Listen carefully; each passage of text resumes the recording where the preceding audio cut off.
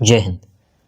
जनवरी 2025 में सरकार के द्वारा एक ऐप का निर्माण किया गया था। डिपार्टमेंट ऑफ टेलीकम्युनिकेशंस के द्वारा एक ऐप का निर्माण किया गया जिसका नाम रखा गया था संचार साथी ऐप। ये ऐप क्या करता है? इस ऐप का सबसे प्रमुख जो काम है वो ये है कि ये फ्रॉड, थेफ्ट, इन सारी चीज़ों से आपको बचाता है। ये ऐप आपको किसी खोए हुए फ़ोन का IMEI जो नंबर होता है और सिम नंबर, ऐसे कई सारी डिटेल्स आप ब्लॉक करवा सकते हैं। जिससे क्या होता है, अगर आप IMEI नंबर ब्लॉक करवा देते हैं तो फिर वो फ़ोन किसी काम का नहीं होता, वो सिम भी एकदम बेकार हो जाता है अगर आपका फ़ोन चोरी हुआ है तो। ये ऐप कहता है, ये सही में एक बहुत ही अच्छा ऐप है जो भारतीय सरकार के द्वारा लाया गया है और इस पर ट्रस्ट भी किया जा सकता है क्योंकि ये जेन्युइन है। लेकिन सबसे बड़ा जो मुद्दा यहाँ पर खड़ा कर दिया गया है वो ये है कि क्या इस ऐप को ट्रस्ट किया जा सकता है, इस ऐप पर विश्वास किया जा सकता है कि नहीं।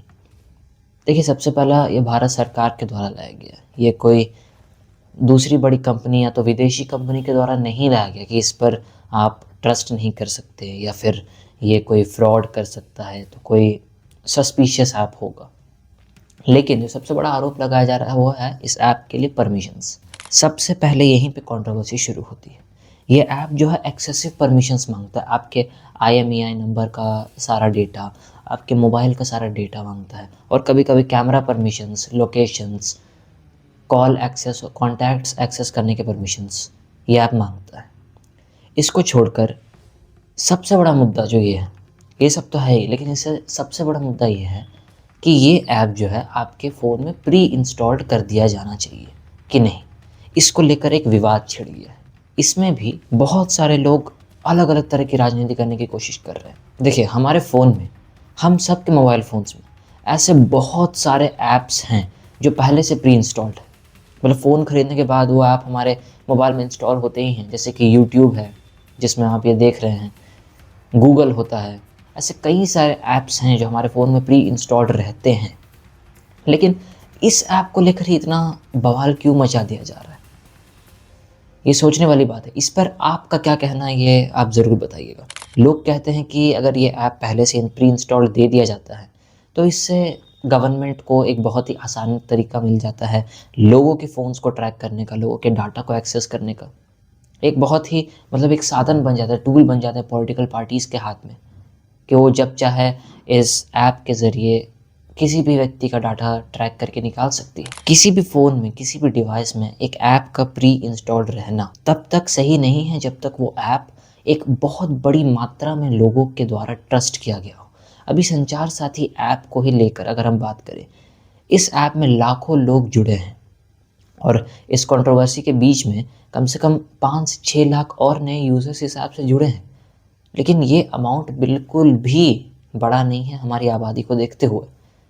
देश की आबादी 140 करोड़, उसमें से भी अगर एक्टिव यूज़र्स को गिना जाए तो 70-80 करोड़ लोग होंगे और इन लोगों में 6 लाख यूज़र्स एक बहुत ही छोटा अमाउंट। तो अगर इस ऐप को कम से कम 5 से 10 करोड़ लोग, यूज़र्स भी अगर इसे यूज़ कर रहे हैं तो इसे फ़ोन में प्री इंस्टॉल कर देना चाहिए बिना किसी भी सोच विचार के।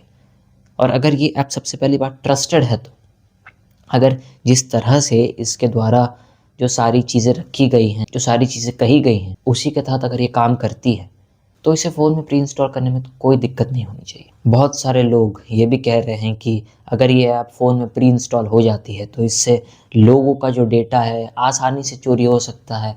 बड़े बड़े ऐप्स यहाँ पर हैक कर लिए जा रहे हैं। ट्विटर जैसे ऐप्स, फेसबुक जैसे ऐप्स को कोई हैक कर दे रहा है, वह उसके अकाउंट्स को उड़ा दे रहा है। तो क्या इस ऐप को भी हैक करके अगर कोई किसी के डाटा को ट्रैक कर लेता है तो क्या ये सेफ़ नहीं रहेगा? उसके लिए सबसे पहले सरकार को इस ऐप को इतना सिक्योर तो बनाना ही पड़ेगा कि ये किसी भी व्यक्ति का किसी भी तरह से गलत उपयोग नहीं करे।